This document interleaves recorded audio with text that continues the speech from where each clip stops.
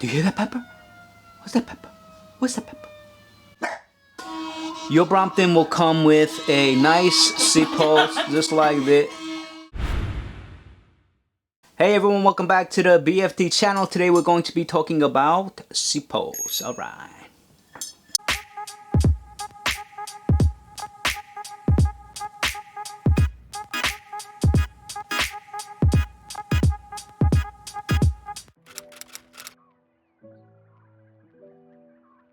If you have a Brompton, your Brompton will either come with a seat post like this or a seat post like this. Alright.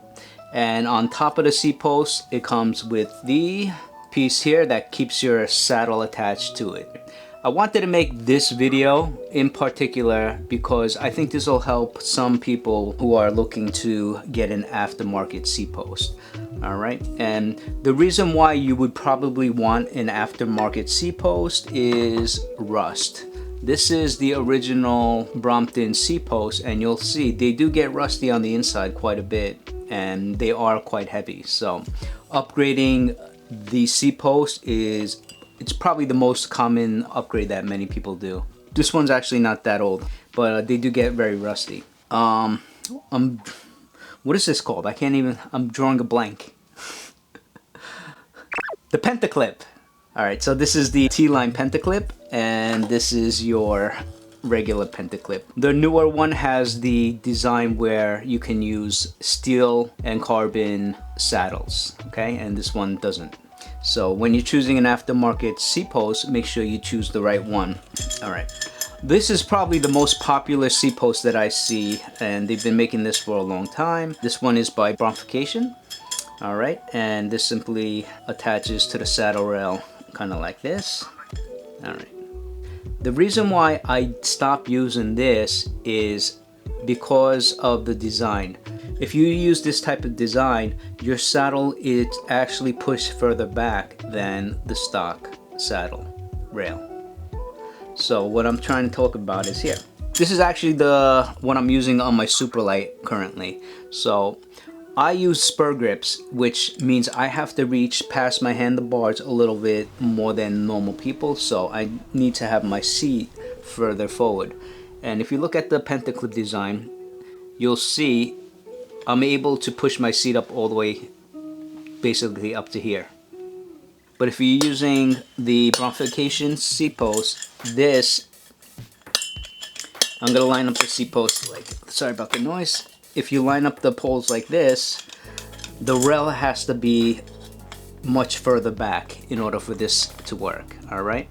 That's why I stopped using it. It's a great seat post. I haven't had any problems with this seat post except for that. So that is why I'm currently using the stock one, and I do think I am going to start using the T-line one again because I didn't really use it that much, and this one's a very nice seat post.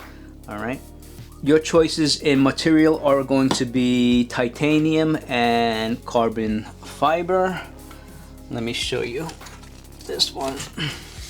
Okay, so this is the carbon fiber seat post by H&H, and this has been working very nicely. This requires more care, and I don't recommend carbon fiber if you're using a Brompton as a commuter bike, because the simple action of going up and down is going to scratch this and wear the bottom out quickly. You can see on this one, I actually had to respray mine down here because it was so scratched up. It really looked bad and it was getting deep, so I had to refinish it down here. So I don't recommend this for commuters. Alright. I was able to correct this problem before the scratches got too deep.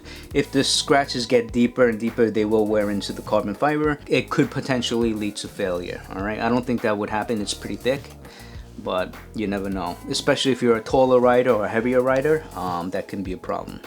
This is on my weekend bike, so you know, it's being less abused than my commuter bike, but you can still see it's got a lot of scratches on it. These two types of seat posts, they actually have the clamp mechanisms built into both of them.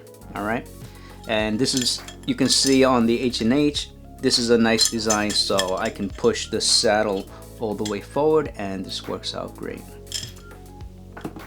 If you look at the Brompfication design, the adjustments are made on the bottom of the screw, so they're easily accessible.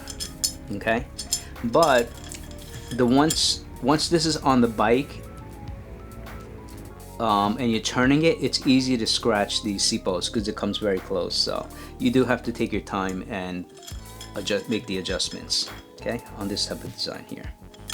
If you look at the Brompton ones, the adjustments made on the side here, nice and easy, very easily accessible. This one, I don't like this design because turning this thing and this one, it's not easy. You really have to take your time. So if I'm out riding and I want to adjust it, it's not possible. I would have to go home and take my time to make these adjustments. And you could even see I've scratched the bottom of the thing here.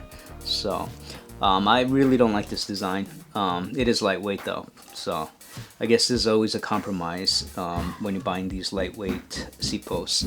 You can find a lot of titanium seat posts online, right? The problem you're gonna run into with aftermarket parts is if they're actually even throughout the entire shaft. You'll find some of them thicker at the bottom and thinner at the top, or vice versa. And if it's too thin down here and thicker up here, it's actually going to get caught a little when you're taking it in and out. All right, so if you're buying an aftermarket seat post, I would stick to the bigger brands because you're gonna get a more uniform piece tubing. All right, so if you do go the route of just getting the seat post, and you can also buy an aftermarket adapter, or you can just simply use the pentaclip that came with your Brompton. The pentaclip is well built and can adapt. You know, you can make this forward, backwards, you can lower it on to the bottom. It's very well designed, and it basically works well with anybody. All right, but I mean, this is so heavy. It's just way too heavy, right? Okay, now hold this one. It's not heavy. Yeah, hold this one now. Which one feels better? This is not better. It's got to be half the weight. Oh, I should mention that my seat posts, I always cut the bottoms off so I can take them in and out. So that's something I do on all of them. Because we do share bikes, and adjusting the saddle every time is a pain, so we just pop these off and on as we change bikes. All right, and I think that's it. So in the future, I think I'm gonna go back to this one because I really like the way this one looks. All right, so see you guys next time. All right.